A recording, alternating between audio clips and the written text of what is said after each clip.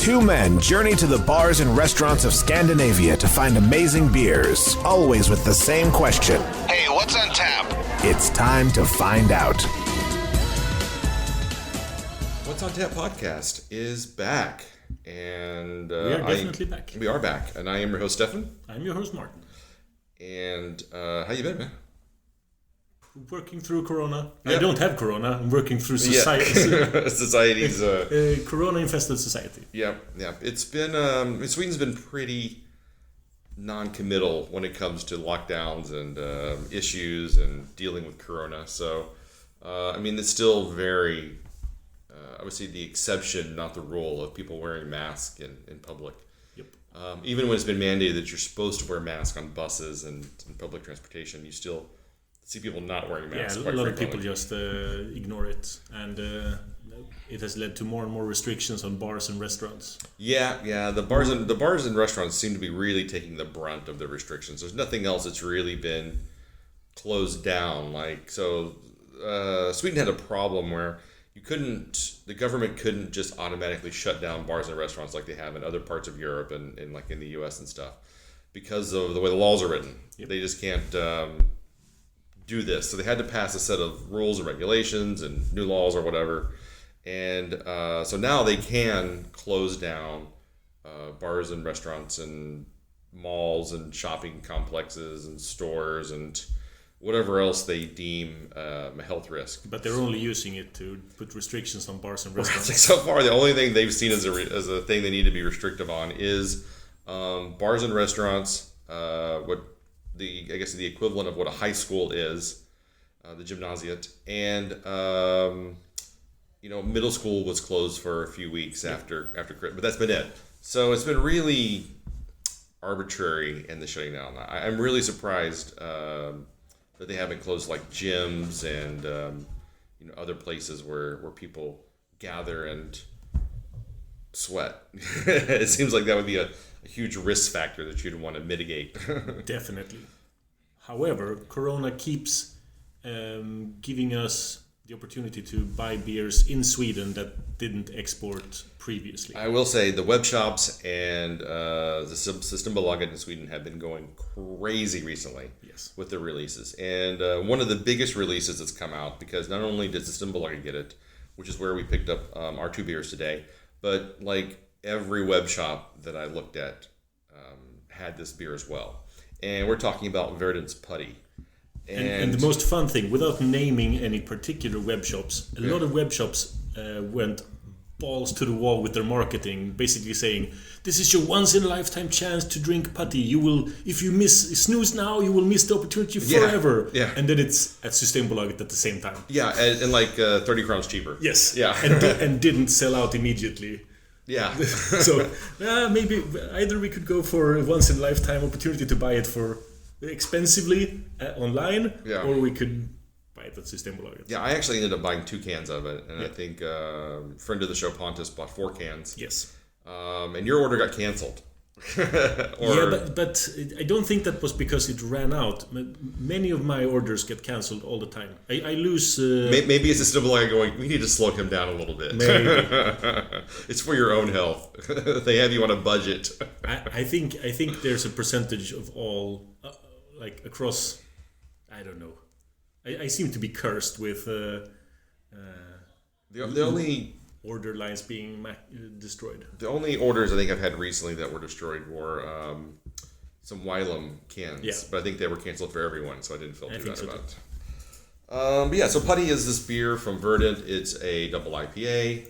Comes at 8%. It's got Mosaic, Galaxy, and Azaka hops. And it's just been like the beer that every web shop has been touting in a massive, massive way.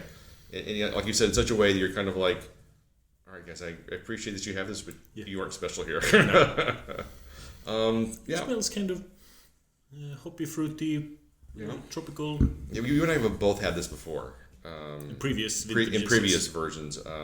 Although I don't think they have a vintage version on Untapped. They do. They do now? They did at one point. Okay. Maybe it's been merged. All right, maybe not. I don't remember. But so I had this before, and I thought it was just okay the last time I had it. But then I had one of the cans I got recently, I was like, no, this is actually, okay. this is actually pretty quick. Then let's try it. Yeah, let's try it. Cheers.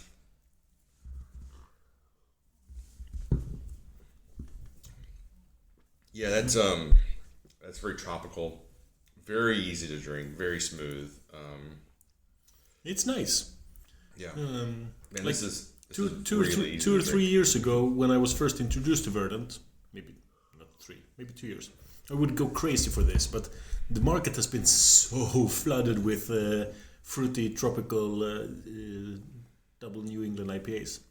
So it doesn't stick out as much as it once did.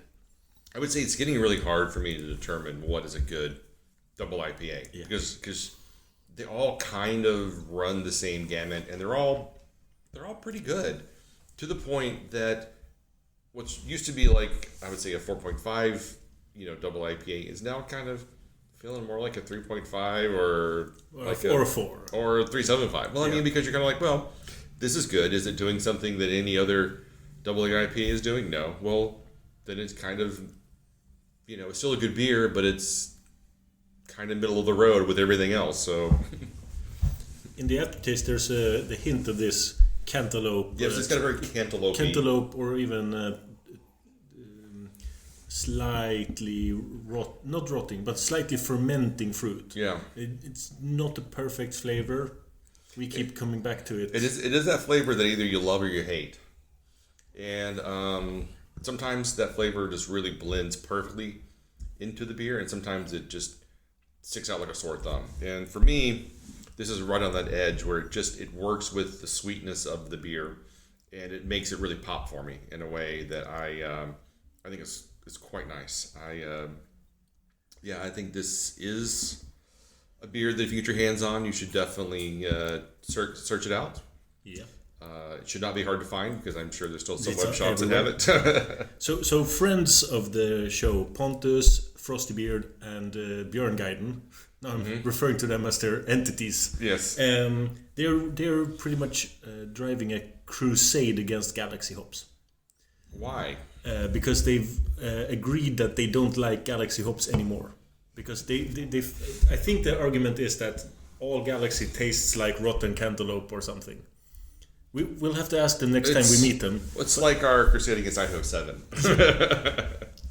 Right. The Idaho 7 crusade I'm on board with. Yeah. The Galaxy, I just haven't identified it yet. But they keep, in like little chats we have, they keep going, well, that's Galaxy for you. Whenever a beer isn't up to par. Whoop, that's Galaxy nowadays. Like, but does it have any Galaxy in it? Shh. But this one does. This one does have Galaxy. So after the show, we need to see what they thought of this. Yeah. If it ticked their bad Galaxy box. But I like it. I'd probably give it a 4. Maybe a strong 4. I was gonna give 4.25. Yeah. I think it's really good. I'm somewhere. I think it's very drinkable. It's I would say crushable, if that was a term you would like to use. I think it just is a very smooth, pleasant, great mouthfeel. I could definitely drink more of these. Yeah, you've convinced me. 4.25. All right, excellent. Okay. And now I'm really happy that that we're drinking both Putty and this next beer because both of them were removed from my Systembolaget order. Did you get the Mary Lou or the third one? I never ordered Mary Lou because I've had it separately. Okay. And I need to save money by not drinking too much of old beers. Okay, I understand. So this is a 40 Watt Moon. It is an 8% double IPA using Citra and Strata hops on the hot side and Citra and Strata hops on the cold side. I thought this was just going to be more of a regular IPA, so I was quite surprised at the ABV on this because it is much lighter in color, whereas the Putty is a bit more of a bit darker. This is a bit lighter, more like a Hefeweizen kind of look to it. It doesn't smell that much. There's not much aroma. Slight citrus smell, but yeah, it's not huge nose on this one. Maybe we should just try it. Cheers.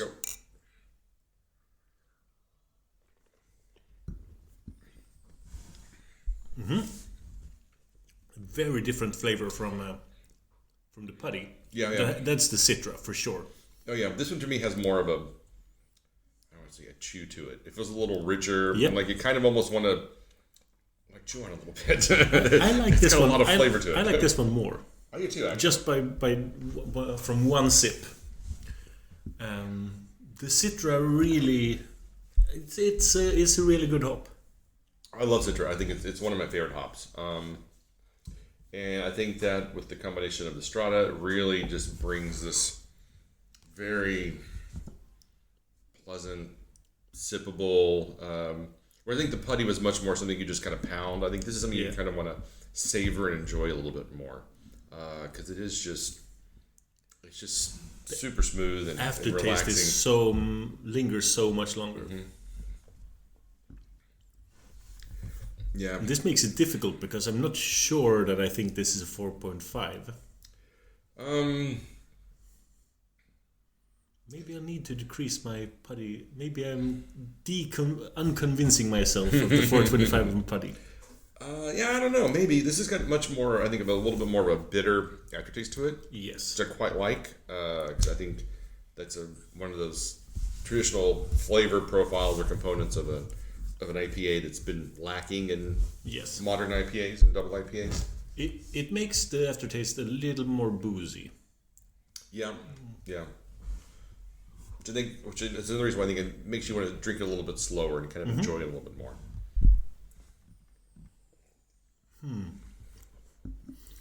There are some. It has less tropical fruits, I think. Oh, for sure. It's more lemon and it's like lemon peel. Mm-hmm. It's like the Meyer lemon zest. Yes. Yeah. What was the word you said before lemon? Meyer.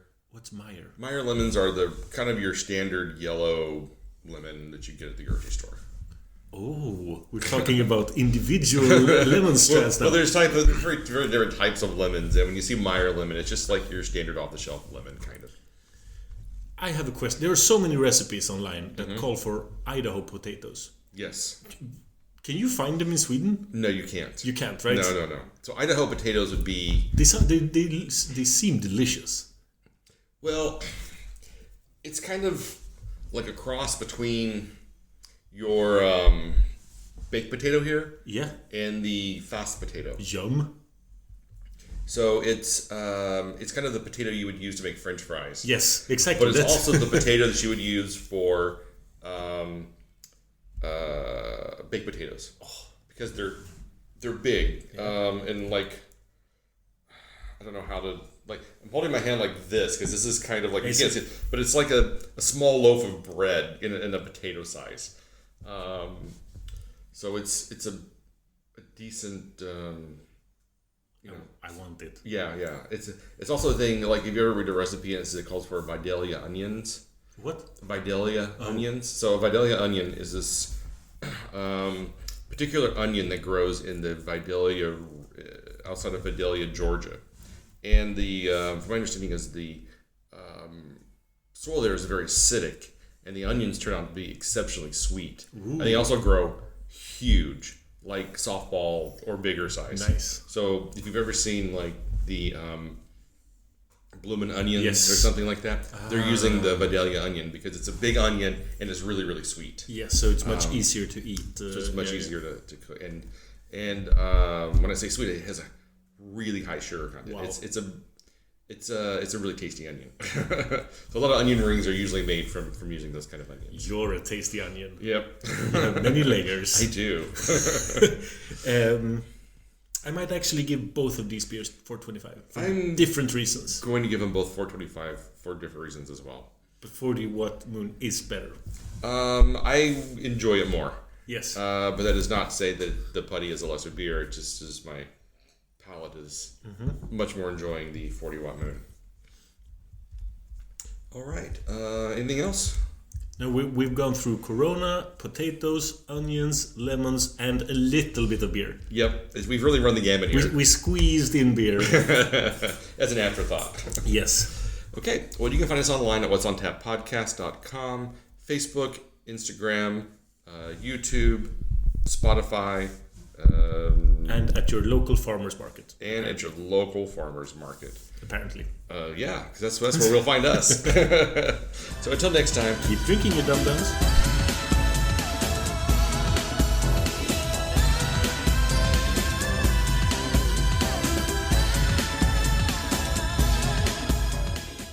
This podcast is part of the Pod Syndicate family. For more criminally compelling shows, articles, and conversations, head to wearepodsyndicate.com.